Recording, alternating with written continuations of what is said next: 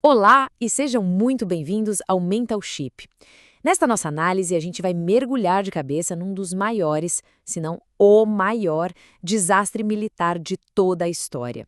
Pois é, este é o 13º episódio da nossa série sobre Napoleão Bonaparte, lembrando que os links para as fontes que a gente usou estão todos aqui na descrição, tá bom?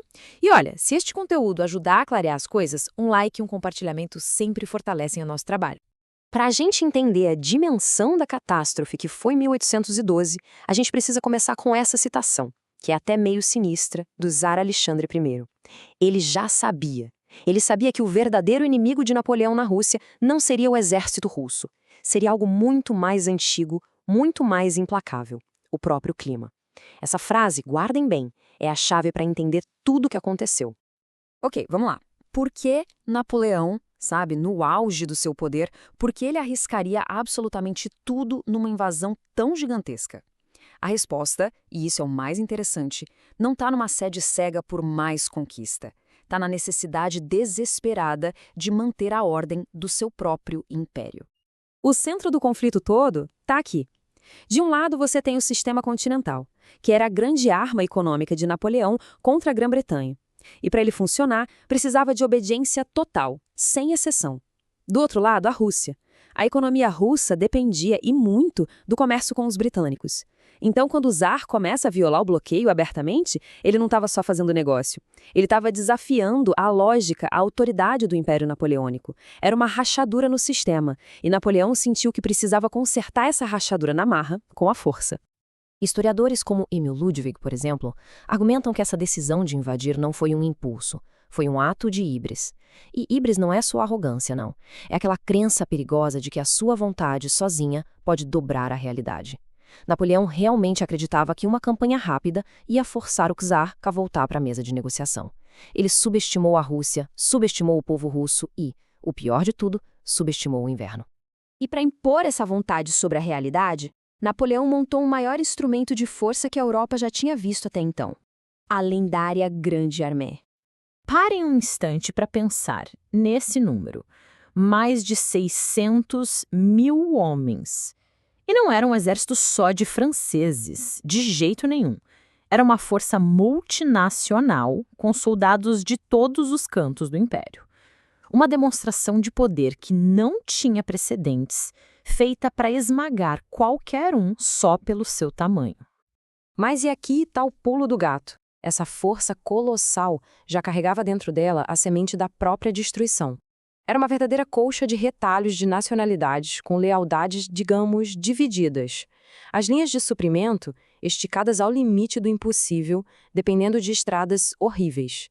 E a comunicação numa frente tão imensa era um pesadelo. Ou seja, a escala, que deveria ser a maior força, na verdade era sua maior fraqueza. E essa metáfora do Emil Ludwig, nossa, ela é perfeita para a situação. A Grande Armée era, sim, uma avalanche de homens e equipamentos. Só que era uma avalanche avançando para o vazio, para a imensidão da Rússia, que não oferecia comida, não oferecia abrigo, nenhum inimigo claro para lutar. Era um exército gigante marchando para o nada. O que nos leva, claro, à estratégia russa, que foi tão genial quanto brutal. Napoleão era o mestre da batalha decisiva. Todo mundo sabia disso. Então, o que os russos fizeram? Simplesmente decidiram não dar uma a ele. A estratégia era direta.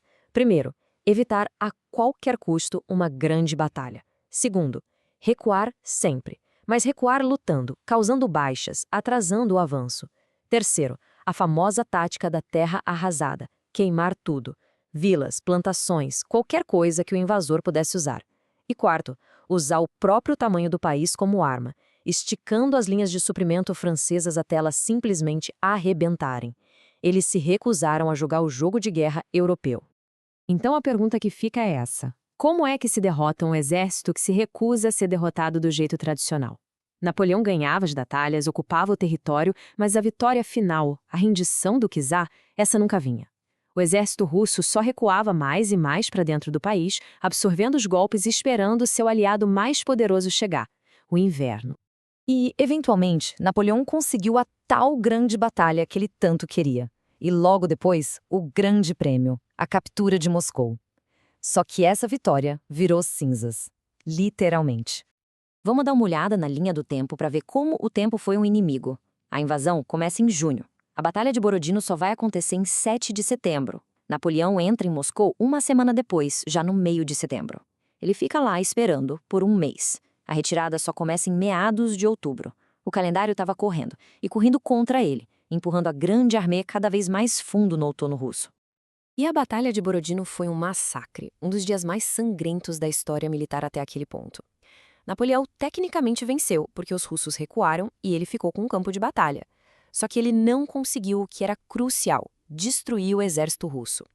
Foi uma vitória caríssima e que, no fim das contas, não decidiu nada. E aqui o contraste é gritante. Napoleão marchou para Moscou esperando o quê? Um czar pronto para se render, um lugar seguro para passar o inverno e, finalmente, as negociações de paz para acabar com a guerra. O que ele encontrou? Uma cidade fantasma, silenciosa, que logo em seguida foi engolida por incêndios, iniciados pelos próprios russos.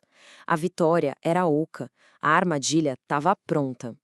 Com Moscou em chamas e nem sinal do czar, Napoleão não teve outra escolha a não ser ordenar a retirada.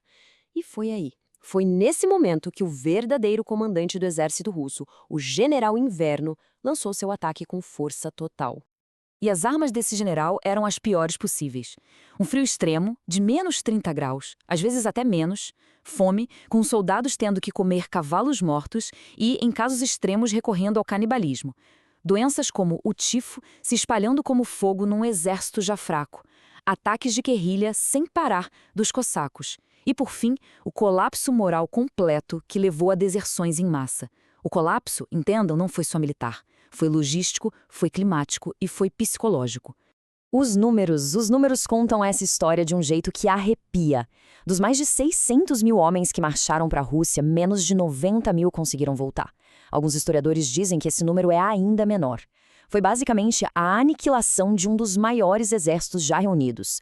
O custo humano foi simplesmente catastrófico. A imagem final dessa campanha é capturada com perfeição pelo Ludwig, um exército se dissolvendo no gelo. Não foi uma derrota numa batalha. Foi a desintegração lenta, agonizante de uma força poderosa diante da natureza e da determinação de um povo. Vamos agora para a consequência talvez mais importante de todas. A derrota na Rússia foi muito mais do que militar. Ela quebrou a aura de invencibilidade de Napoleão. A derrota causou um efeito dominó por toda a Europa. Primeiro, o mito de que Napoleão não podia ser vencido foi para o espaço. Segundo, isso deu confiança para que novas coalizões se formassem contra ele. Terceiro, antigos aliados e estados dominados começaram a pular do barco que estava afundando. E quarto, a própria natureza da guerra mudou. Napoleão não estava mais lutando para expandir seu império, ele estava lutando para sobreviver. Como Ludwig resume de um jeito tão potente, o destino mudou de lado. A campanha de 1812 foi esse ponto de virada. A partir daqui, a maré da história, que por tanto tempo soprou a favor de Napoleão, começou a virar contra ele, e não ia mais parar. Então, o que a gente tira de tudo isso? A campanha da Rússia não foi só uma derrota no campo de batalha. Foi o momento exato em que a ambição sem limites bateu de frente com a dura realidade da geografia, do clima e da vontade humana. Foi ali que o Império Napoleônico finalmente descobriu que sim, ele tinha limites. Daqui para frente, a luta de Napoleão não é mais por glória, é por sobrevivência. Na nossa próxima análise, a gente vai ver essa queda se acelerar, a Batalha de Leipzig, a Europa inteira unida contra ele e a sua primeira abdicação. A pesquisa para este roteiro contou com o apoio de IA e foi toda adaptada pela equipe do Metal Ship. Muito obrigado pela companhia e até a próxima!